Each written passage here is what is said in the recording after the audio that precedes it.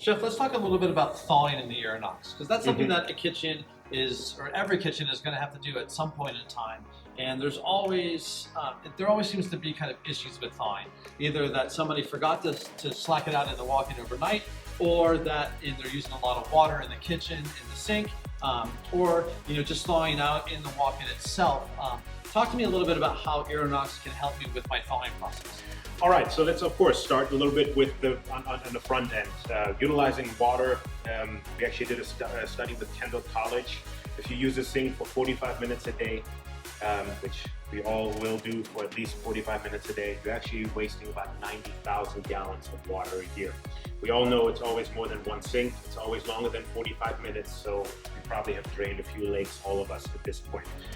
Second option you talked about was slacking out on a cart in your walk-in cooler, which usually leads to playing Tetris for the rest of the day because you're going to have to move from one end to the next, because usually what you need is behind the cart, right? The Irinox will actually be able to not only save you money on the water expenses and things like that, but it will also allow you to have as much space as possible in your walk-in cooler, and that is by expediting the thawing process either during the day or overnight. The way we do that is you would pick out the level of thickness that you determine the item to be. So let's say a chicken breast would probably be along the lines of a medium thickness, and you can then tell the machine to either start thawing right away or thaw something over the course of the weekend. So again, you see the set end time that allows you to go up to 72 hours in advance. So the machine will calculate the whole time and will kick in the thawing process. The way the thawing process works is by lifting the temperature inside of the chamber in what you would consider the temperature danger zone. But since the core of it remains frozen, it will always extract outward. So you're actually not spoiling the product, you're just speeding up the thawing of it, which will then again, like I said, save you money and save you space in your walk-in coolers as well. Very neat feature. You can actually pick whichever one you'd like. As you see, different thicknesses have all these preset cycles. You can customize all of these. One little disclaimer on this, we always recommend to do a little bit of a trial and error.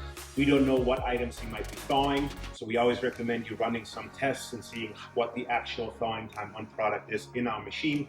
But once you have that down pat and you have your favorites set up, you can, again, work with consistency and trust. I think one of the worst, a nightmare for a chef is to walk into their walk-in to see if something is thawed and find it still frozen. Absolutely. And still having to cook with that. So Absolutely. this seems, with the flexibility of the Irinox, that I can really, completely take that away once I get another pinch point in my kitchen. Absolutely. Allows my staff to work more efficiently, and I'm also going to end up with a higher quality product. That is correct. Plus, you're minimizing things like slipping hazards, tripping hazards, which ice and water will do for you, or even any kind of cross-contamination. Slacking out chicken, let's say in your walk-in cooler, somebody bumps into the cart, might spill something onto another product. Now you've cross-contaminated and you might not even know. This will all alleviate this issue for you right here.